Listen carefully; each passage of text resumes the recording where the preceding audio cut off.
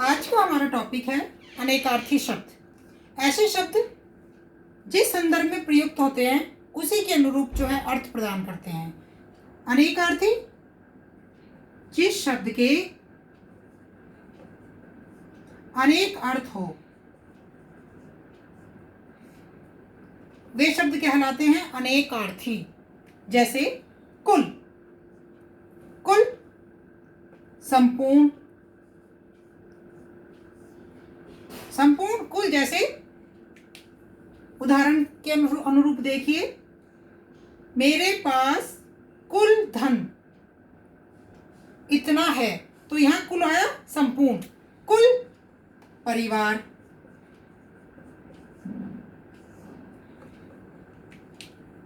मेरे कुल का, यहां कुल परिवार।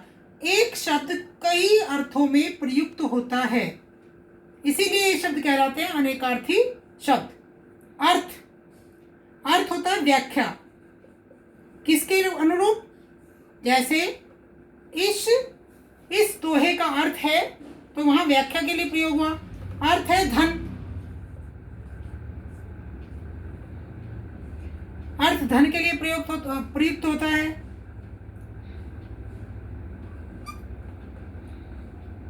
और कर, कर होता है टैक्स के रूप में, कि इस वर्ष मैंने इतना कर अदा किया। कर हुआ टैक्स, कर हुआ हाथी की सूंड,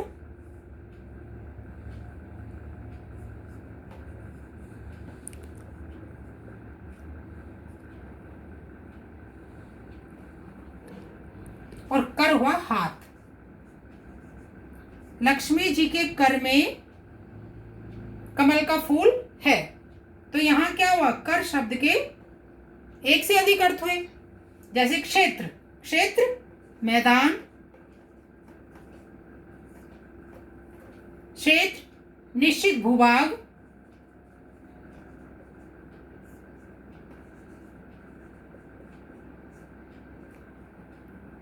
क्षेत्र खेत, किसान के लिए क्षेत्र खेत, बच्चों के लिए मैदान, और सीमा के लिए निश्चित भूभाग, कि हमारे देश का क्षेत्रफल क्या हुआ? निश्चित भूभाग के लिए प्रयुक्त हुआ। तो एक शब्द एक ही है लेकिन अनेक अर्थों के लिए प्रयोग हो रहा है।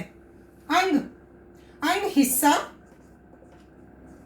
शरीर के लिए क्या हुआ? अंग। जैसे मेरे अंग में दर्द है, तो शरीर का एक हिस्सा अंग हुआ। और अंग क्या है? भाग।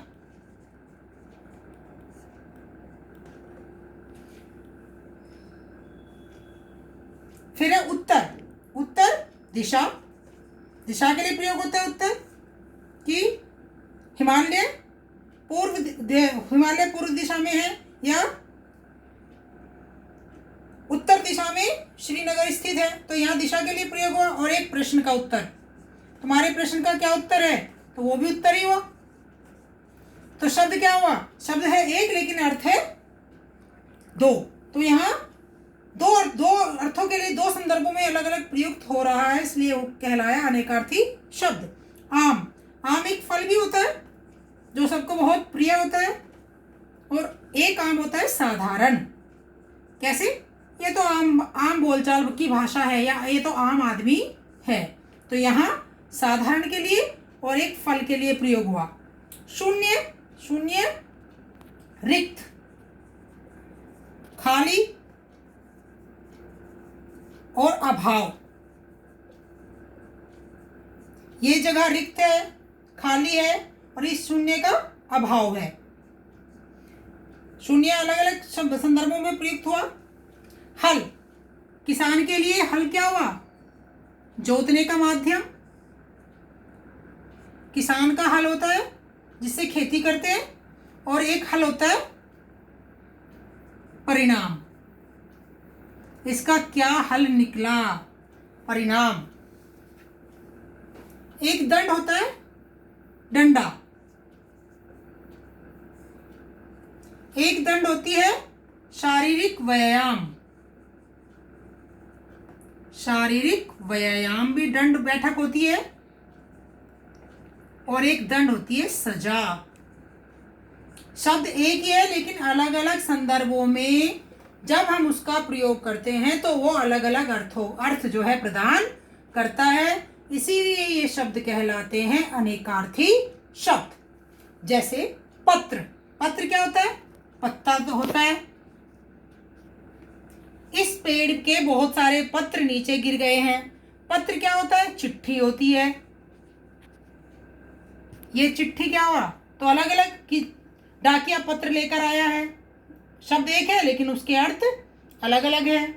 लाल, लाल होता है रंग, सूरज का रंग लाल होता है।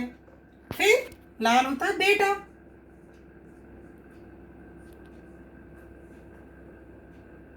मेरा लाल बहुत सुंदर है।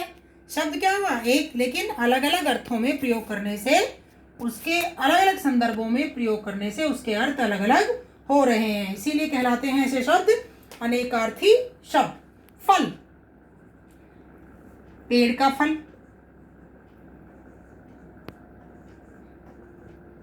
फल परिणाम। तुम्हारी मेहनत का क्या फल निकला? तो यहाँ परिणाम, रिजल्ट।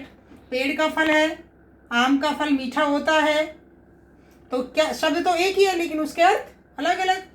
अंक, अंक होते हैं नंबर। परीक्षा में कितने अंक आए? अंक होता है गोद। माता की अंक में पुत्र बैठा हुआ था। तो यहाँ अंक, नंबर, अंक, गोद। हार, हार गले का हार, माला।